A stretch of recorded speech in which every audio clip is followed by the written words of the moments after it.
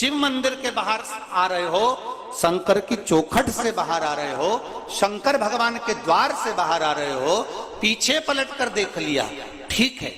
नहीं पलट कर देखा तो देहली पर भी अगर आपने हाथ फेर लिया और द्वार पर भी यदि आप हाथ फेर कर हृदय से लगाकर, मस्तक से लगाकर वापिस आ भी जाते हो तो उसमें भी प्रसाद का ही फल प्राप्त होता है। शिव की चौखट पे प्रसाद का फल मिल जाता है।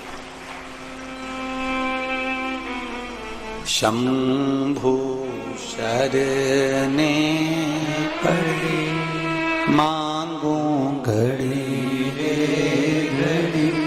दुख काटो दया करी ने दर्शन।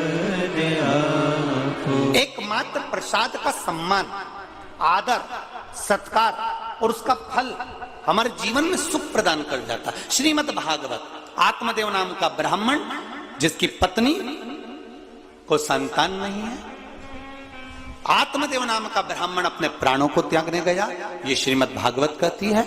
और जाते जाते एक संत मिल गए, संत के चरण पकड़ लिए, बाबा मेरे यहाँ संतान नहीं है, आप कृपा करेंगे? होगी। संत ने कहा तेरे यहाँ 7 जन्म तक संतान का सुख नहीं है।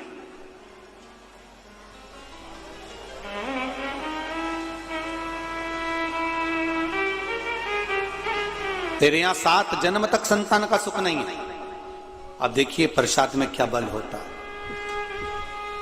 जरा विचार करिएगा जरा। तेरे यहाँ 7 जन्म तक संतान का सुख नहीं है। आत्मदेव ब्राह्मण ने चरण पकड़ लिया है, आप कृपा करोगे तो संतान तो होगी, ये निश्चित है। आप अगर करुणा करेंगे, आप दया करेंगे तो मुझे संतान प्राप्त होगी, ये निश्चितता है। आप कृपा करिए। कहा मेरे पास आपको देने के लिए कुछ भी नहीं है।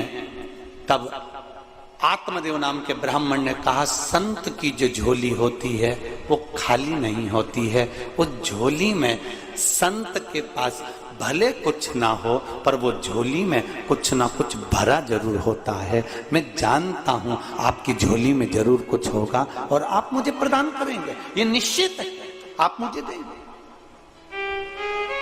देखिए अब होता है कोई कोई आपको, कई लोग मिलेंगे जो आशीर्वाद भी दे देंगे, कई लोग मिलेंगे जो आपको बेल भभूति भी दे देंगे, कई लोग मिलेंगे जो आपको बहुत कुछ अपने पास से निकालकर आनंद की कोई वस्तु भी दे देंगे। पर शिव महापुराण की कथा कहती है शंकर भगवान के पास जाओगे, शिव के द्वार जाओगे तो भगवान शंकर को आपने केवल 1 लोटा जल जो चढ़ाया है, शिव को जो बेलपत्र समर्पित करी है, शिव को जो 1 दावना चावल का समर्पित करा है, शंकर को 1 फूल की अगर पंखड़ी भी चढ़ाई है तो शिव कथा कहती है आपको मांगने की जरूरत नहीं पड़ेगी। जब आप पात्र लेकर घर जाएंगे तो शिव खुद उसको भरकर भेज देता है, उसमें मांगने की जरूरत नहीं पड़ती।